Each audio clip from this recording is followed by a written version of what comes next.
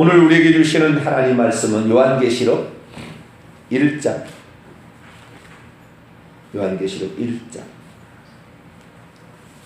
19절로 2장 1절까지 보겠습니다.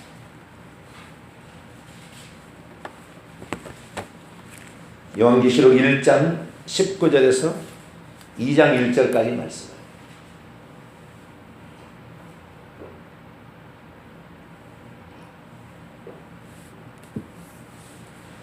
세 절입니다. 한 절 한 절, 2장 1절은 같이 읽겠습니다. 그러므로 내가 본 것과 지금 있는 일과 장차 될 일을 기록하라. 내가 본 것은 내 오른손에 7별의 비밀과 또 7 금촛대라. 7별은 7교회의 사자요 7 촛대는 7 교회의 같이요. 에베소 교회의 사자에게 편지하라. 오른손에 있는 7별을 붙잡고 7 금촛대 사이를 거니시는 이가 이르시되 아멘. 기도하겠습니다. 거룩하신 하나님, 오늘도 하나님께서 우리를 사랑하시고 인도하사 또 이 월요일 새벽에 주님 앞에 기도자로서 저희들을 불러주시니 진심으로 감사를 드리옵나이다. 하나님, 기도가 생명, 기도가 미래, 기도가 희망이, 기도가 우리의 영혼을 바꾸는 가장 귀한 시간인 줄로 믿습니다. 하나님께 간구하는 심령과 우리의 회개하는 심령이 같이 모아질 때 우리의 영혼은 순수하고 깨끗해지는 줄로 믿습니다. 예수님처럼 순수하고 온유한 심령일 때 어린아이가 다 천국에 들어갈 수 있다고 했사오니 나이가 든다고 해서 완악해지고 고집 피우는 것이 아니라 순수하고 온유한 자가 될 수 있도록 도와주옵소서. 그래서 우리 주님의 마음으로 어린아이같이 청순한 마음으로 기도하며 나아갈 때 하나님 후손들을 위하여 비는 기도를 들으시고 이 나라 민족을 위하여 교회를 위하여 비는 기도를 들어 응답하여 주옵소서. 이 시간도 주의 말씀을 듣고자 합니다. 저희들에게 말씀하여 주시옵소서. 우리 주 예수 그리스도의 이름으로 기도하옵나이다. 아멘. 할렐루야. 네. 저는 새벽 시간이 좋습니다. 왜 그런지를 모르겠지만 4살 때부터 좋아했습니다. 새벽은 조용해서 좋고요. 새벽은 아직 사람들이 활동하기 전에 먼저 시작한다는 그런 어떤 그 옛날에 그런 말 있잖아요. 새벽에 첫 번째 가서 물을 떠다가 정한수를 떠놓고 빌 때 뭐 그런 것을 좋아한다는 게 아니고요. 그런 마음, 순수하고 깨끗한 마음. 저녁이 되면 피곤하고 지쳐서 순수하고 깨끗한 마음이 아니라 쉬고 싶은 마음, 힘든 그런 게 있지만 아침에 일어나면 모든 것이 고요하고 다시 제로 상태에서 시작하니까 새 출발하잖아. 할렐루야. 그 새 출발을 먼저 시작한다는 게요, 그게 참 좋아요. 그래서 여러분 새벽을 항상 사모하시고 새벽에 나와서 기도하는 것이, 이것이 성경에 보면 누가복음 1장에 보면 시므온과 안나가 항상 성전에 가서 기도하는 걸 좋아했다. 나이가 들고. 그래서 이 기도가 얼마나 중요한가. 여러분의 기도 때문에 이 민족이 살고 교회가 살고 내 가정이 산다, 이런 마음으로 이 새벽에 잘 지키게 되기를 바랍니다. 오늘은 특별한 제가 설교를 좀 해보려고 하는데 한 번도 해본 적이 없는 설교를 또 좀 해보려고 합니다. 사람에 관한 것입니다. 사람이 무엇인가?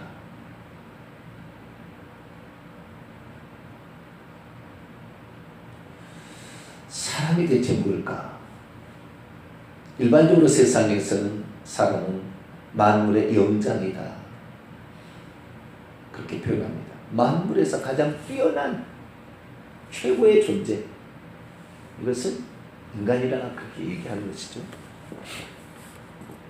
근데 인간에 가지고 있는 어떤 하나하나를 따지고 보면 인간이 그렇게 자기를 잘 방어할 수 있는 존재는 안 됩니다. 사자나 표범처럼 날쌔지 않아요. 그렇게.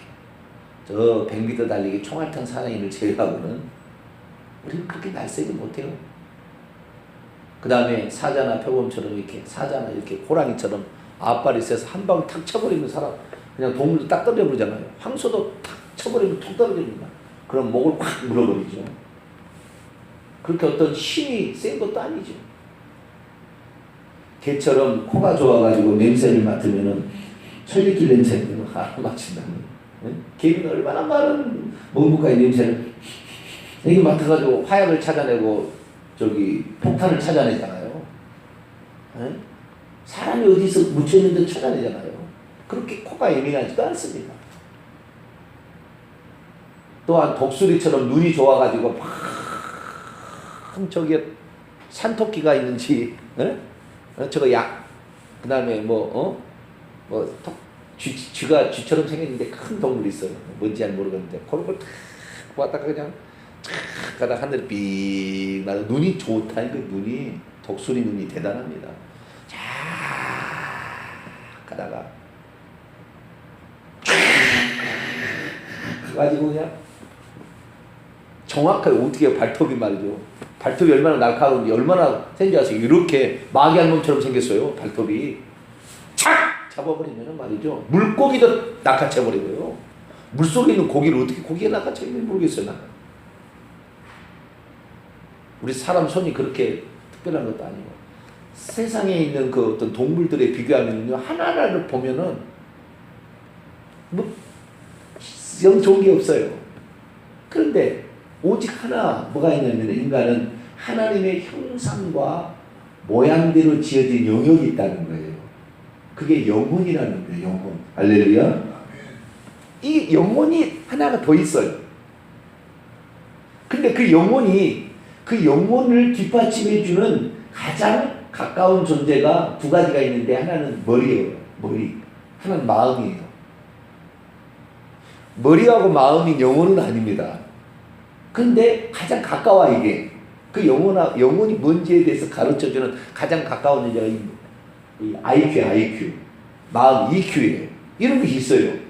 그래가지고 동물에는 이게 없는 것이 있어요. 동물은 전부 본능에 의해서 살아갑니다. 본능에 의해서. 본능이 아닌 것을 거슬러 행동하지 않아요. 거의. 근데 사람은 본능에 의해서 사는 것이 아니라, 사람은 이 생각을 해보고 살고요. 마음으로 결정해서 사는 거예요. 그 신기한 거예요. 이게 이제 하나님의 영혼을 닮았는데, 그 하나님의 영혼은 죽지 않는 새로운 그런 영역이 있어요.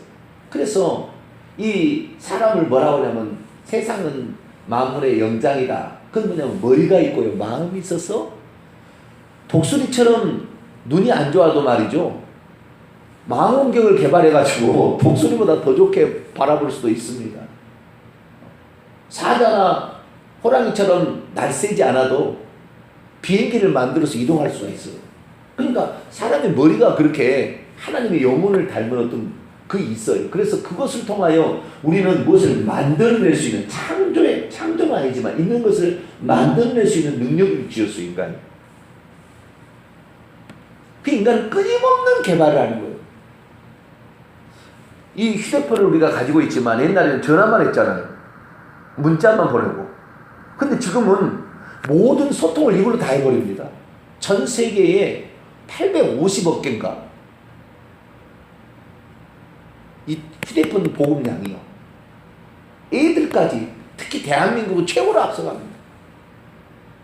최고 앞서갑니다.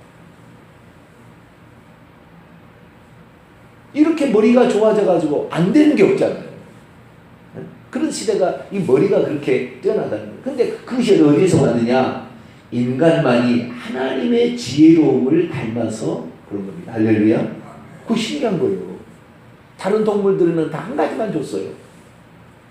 사슴은 힘도 없고 뭣도 없지만 뛰어난 발을 줘가지고요, 사자보다 더 빨리 도망칠 수 있게 돼 있어요. 그래서 사자에 안 잡혀 먹히는 겁니다.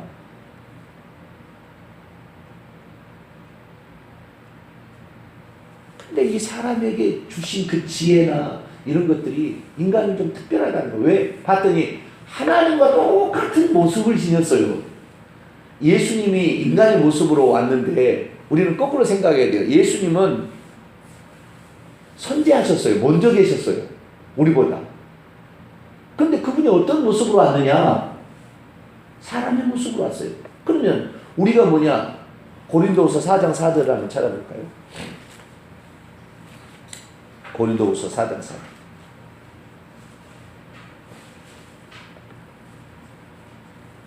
읽겠습니다. 시작. 그 중에 이 세상 신이 믿지 않은 자들의 마음을 혼미하게 하여 그리스도의 영광의 복음의 광채가 비치지 못하게 하니니 그리스도는 하나님의 형상이니라. 창세기 1장 27, 28절 보면은 하나님의 형상과 모양대로 우리가 사람을 지었다고 그러죠. 하나님의 형상과 모양은 원래 누구였다고요? 그리스도였다. 그럼 우리를 누구를 본따서 지은 거예요? 그리스도를 본따서 지은 거예요. 하나님께서 계실 때 하나님만 계실 때가 있었을 거 아닙니까? 온 우주 만물이 아직 지어지기 전에 유형 무형의 천사도 지어지기 전에도 하나님만 계셨을 때가 스스로 자존하신 분은 하나님만 계시잖아요. 근데 그분이 계실 때 그분이 장차 인간으로 오게 될 때 어떤 모습을 할 것인가가 이미 정해져 있었을 거예요. 그리스도도 만세전부터 정해진 거예요. 이런 그리스도가 있을 것을. 그런데 사람을 지을 때 어떻게 지었느냐? 그리스도의 형상과 모양을 따라서 사람을 지었다는 거예요. 그러니까 그리스도가 아직 존재하기 전부터 하나님은 생각 속에 이미 그리스도가 있어요. 인류를 구원하기 위해서 오실 예수 그리스도가 있는 거죠. 있었던 거죠. 하나님은 전지전능하니까. 그래가지고 그 그리스도의 형상과 모양대로 그리스도가 하나님이니까 하나님의 형상과 모양대로 사람을 지었어요. 거꾸로 예수님이 나중에 왔지만 그분은 우리보다 먼저 계신 하나님, 할렐루야, 먼저 계신 하나님대로 지었었어요. 그래서 그분이 얼마나 지혜로운지 솔로몬보다도 지혜로웠어요. 그분은 속으로 사람들이 의논하는 것도 뭔지 간파했어요. 속으로 내가 뭔 생각하고 있고 뒤로 와서 옷가를 만져도 이미 자기 능력이 나간 줄 알았어요. 아직 미래에 일어날 일을 보지 않고도 너 낚시해 오면 첫 번째 잡은 고기에 입을 열으면 한 세겔이 있으니 너와 나와 반세겔씩 성전세를 내라 그랬어. 너가 닭이 울기 전에 3번 나를 부인하리라 그랬어요. 과거도 알았어요. 너 모아바나 있을 때도 내가 보고 있었다 얘기했어요. 예수님은 전능하신 하나님이에요. 그 형상과 모양대로 인간을 지었으니 인간이 얼마나 지혜로워. 아담,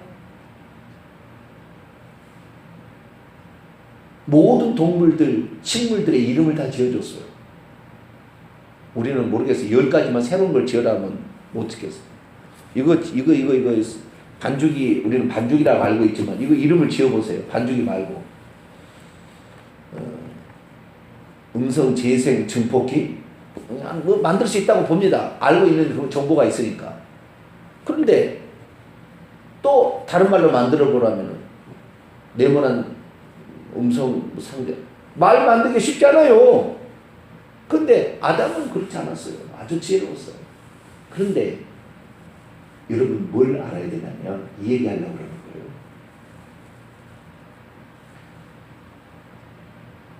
아담이 타락하고 나서 하나님의 형상과 모양이 깨져버렸습니다. 원래 인간이 가지고 있는 그 영광스러움이 있었어요. 그 영광스러움이 사라져버린 거예요.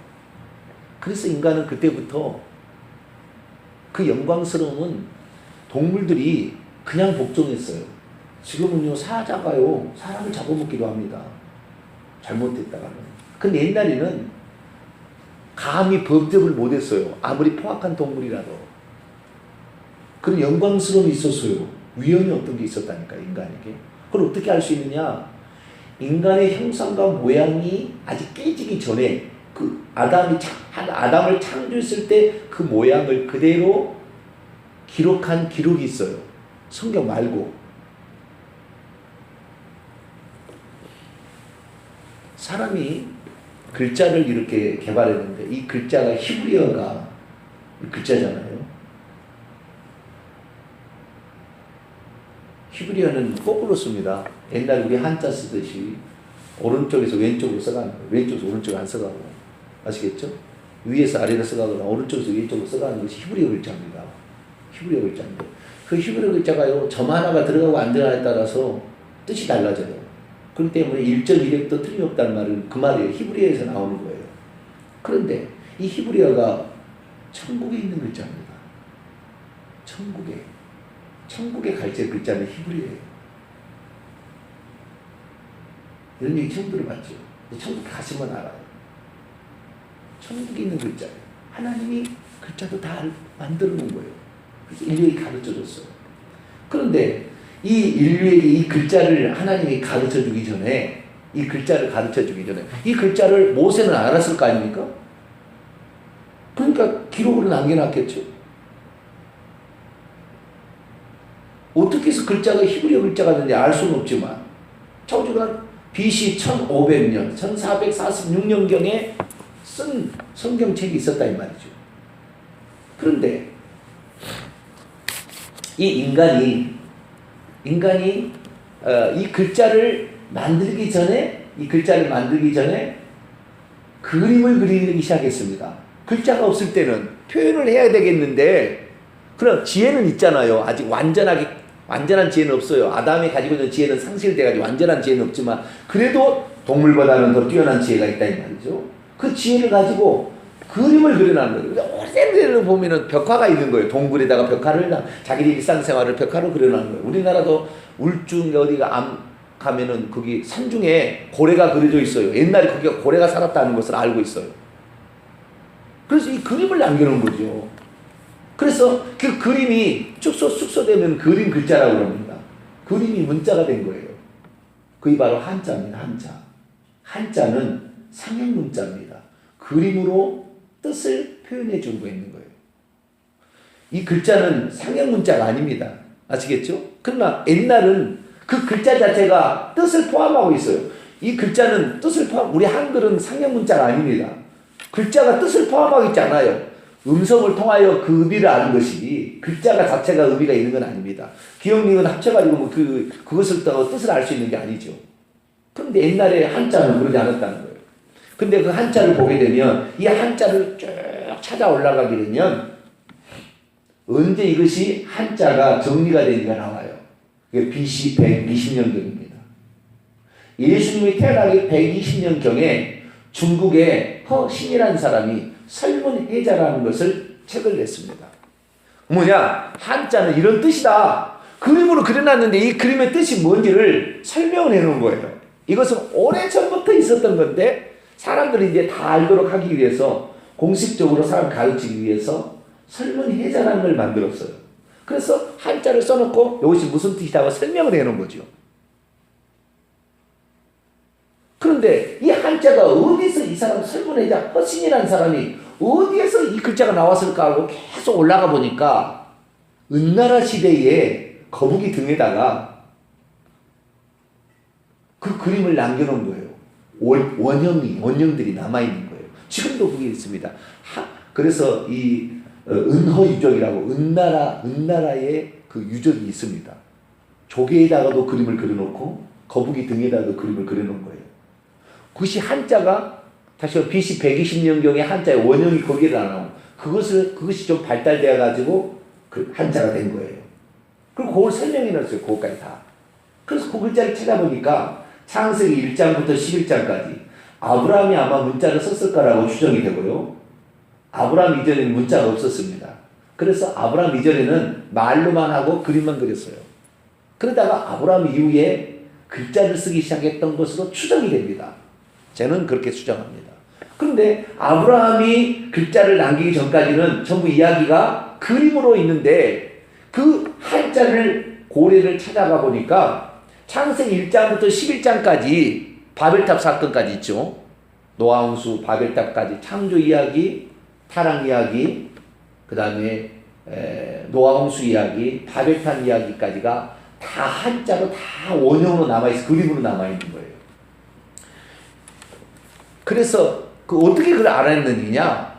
노아의 방주 있잖아요.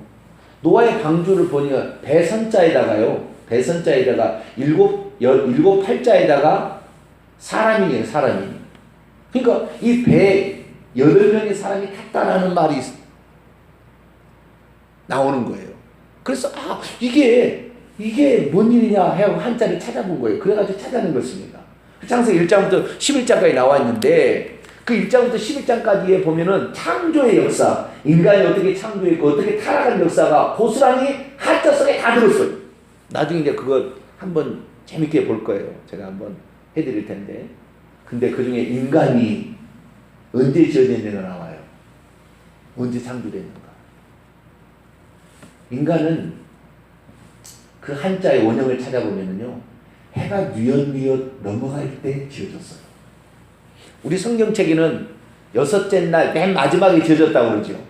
그렇게만 나오잖아요. 그런데 해가 뉘엿뉘엿 넘어갈 때 지어졌다는 것이 그림으로 딱 나와요. 그림으로. 해가 뉘엿뉘엿 넘어갈 마지막 무렵에 지어졌구나. 이게 딱 나와요. 뿐만 아니라 또 한 가지 사실인데 인간에게는 빛이 나고 있었다는 게 나와요. 빛광자가 사람이니 불이 사람의 머리 쪽에가 빛이 이렇게 광채가 났던 것을 그대로 형상화한 글자가 빛광자예요. 그래서 인간이 하나님의 형상과 모양대로 지어졌을 때는 빛이 나는, 감히 동물들이 접근하기 어려운 존재로 빛이 나는 영광스러운 존재였다는 것을 말해주고 있습니다. 그 영광스러운 존재였다는 것이 타락으로 말미암아 아담과 하와가 타락해서 에덴 동산을 쫓겨날 때 그 빛이 사라져 버렸어요. 그 빛이. 그래서 지금은 빛이 나지 않습니다. 그러나 천사가, 지난번에 성탄절에 우리가 그 베들레헴에서 목자들이 이렇게 양떼를 치고 있을 때 환해졌다고 그러죠. 천사가 나타났어요. 천사가 나타났는데 천사가 나타난 게 뭐예요? 주변이 환해지니까 깜짝 놀랐다고 그러잖아요. 왜요? 천사는 빛이 나는 존재. 그러니까 우리가 만약에 타락하지 않았다면 우리는 어떨까요? 천사처럼 우리가 가면요 빛이 확 나는 거예요. 우리가 어둠 속에 기도하고 있는데 천사가 나타나면요 빛이 확 그 천사를 주변을 비칩니다. 그렇기 때문에 눈이 확 띄어는 거예요.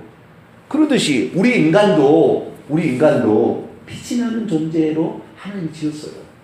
그것이 성경책에는 간접적으로 나와요. 좀 이따 제가 요거 하려고 지금 설명하려고 역사를 옛날 역사를 지금 얘기하는 거예요. 빛이 나는 존재, 영광스러운 존재로 인간을 그러니까 하나님께서 당신의 형상과 모양대로 지은 두 가지 존재가 있으니 하나는 천사였고, 천사를 먼저 지었어요. 하나님의 종으로. 그 다음에 두 번째 하나님 형상과 모양대로 인간을 지었어요. 이 두 가지 존재, 천사는 육체가 없는 영적인 존재로 피조물, 사람은 육체를 가진 영을 가진 존재, 이게 사람이에요. 이 두 존재가 영광스러운 빛이 나는 존재였어요. 이 두 존재만을 하나님의 아들들이라고 표현합니다. 성경에. 이 두 존재만을 별이라고도 표현합니다. 뭐라고도 표현한다고요? 별이라고도 표현하는 거예요. 내일 자세히 이제 얘기하겠습니다. 별은 뭐냐면은 어둠 가운데 빛이 나는 존재를 별이에요. 별보다 조금은 달이고 달보다 조금은 해입니다. 그래서 나중에 예수님께서 우리의 영광스러움을 표현할 때 고린도전 15장 이렇게 표현합니다. 자, 고린도전 15장.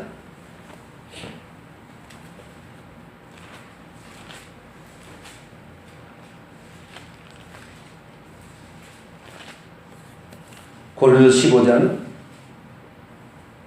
자, 41절.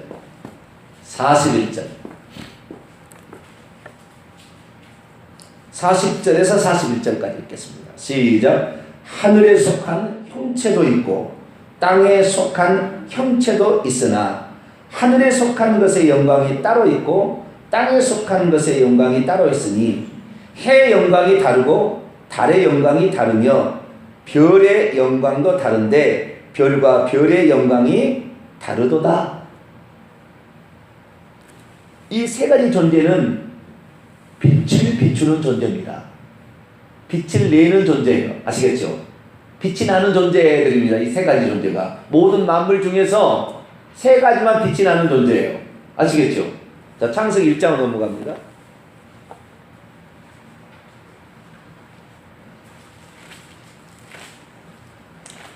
요한계시록에 7별을 주신 예수님 설명하려고 지금 그런 거예요. 7별이 뭔지를 지금 얘기하려고 그 근원을 지금 얘기하는 겁니다. 자, 창세기 1장 16절로 17절인데요. 15절부터 읽겠습니다. 15절, 14절부터 읽어야 되겠네요.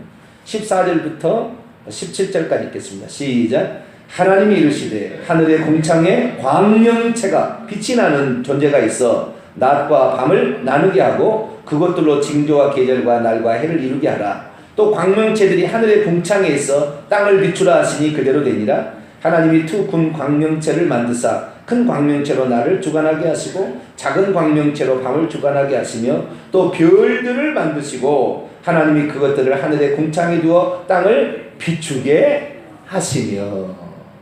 빛이 나는 존재, 이 세 가지만 존재예요. 아시겠죠? 빛이 나는 존재, 해와 달과 별들입니다. 그런데 사람을 표현할 때 어떻게 표현하냐면은 별이라고도 표현한다는 거예요. 천사들 별이라고도 표현합니다. 내일 자세히 얘기하겠습니다. 천사들도 별이라고 얘기하고 사람도 별이라고 얘기합니다. 천사들, 사람을 또 천사들이라고 얘기하고 천사들을 하나님의 아들들이라고 얘기합니다.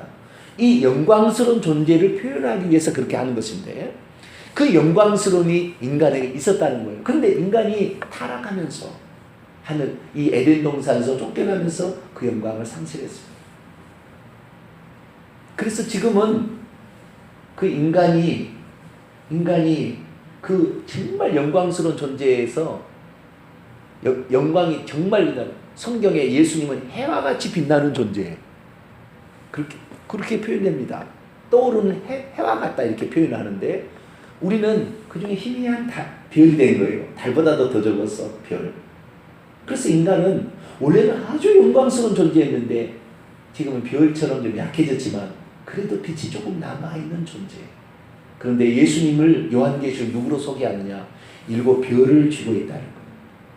근데 7별이 뭐냐? 자, 요한계시록 1장 넘어옵니다. 이제 요거 하고 오늘 마쳐야 되겠습니다. 20절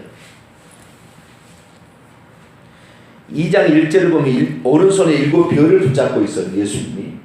그런데 20절 1장 20절 있습니다. 시작. 내가 본 것은 내 오른손에 7별의 비밀과 또 7금촛대라. 7별은 7교회의 사자요 7촛대는 7교회이니라. 나중에 2장 1절을 보면 7별을 붙잡고 있는데 그 7교회의 하나인 에베소 교회의 사자에게 편지하라고 그랬죠. 7별은 7교회의 사자입니다. 이 사자는 천사를 지칭하는 말일 뿐만 아니라 그 교회를 비추는 등대와 같은 주의 종들을 가리키는 거예요. 이 목사가 빛을 잃어버리면 교회는 다 어둠이 되어버립니다. 여러분, 목사가요 대단한 존재입니다. 목사가 사람을 죽이고 살리고 해요. 여러분은 목사를 잘 만나야 돼요.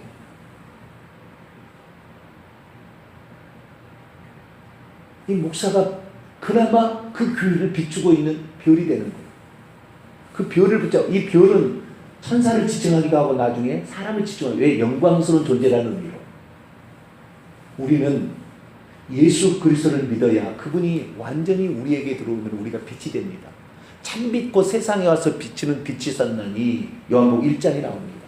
그 빛이 그분은 그 빛, 그분을 우리가 닮을 수 있도록 우리 그릇으로 만들었는데 너무 희미해졌지만 예수 그리스도를 온전히 소유하게 되면 그 사람에게서 빛이 납니다. 영광스러움이 있어요. 감히 범접하지 못한 게 생깁니다. 우리 인간은 그게 있어야 돼요. 주님은 오늘도 7별, 7교회의 주의 종들을 붙잡고 계십니다. 주의 종들을 위해서 기도해야 되고요. 주의 종들이 빛이 꺼지지 않도록 기도해야 돼요. 그래야 그 교회가 다 살아나고 그 교회가 옳은 대로 가는 것이죠. 우리가 사람은 빛이 나는 영광스러운 존재였구나. 나도 그것을 회복하리라.